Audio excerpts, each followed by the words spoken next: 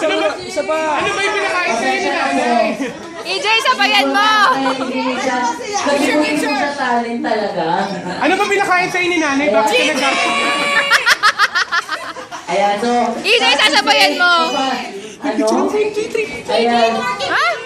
Okay. Hoy! Everyone, mapaalam po tayo kay Ray. Bye!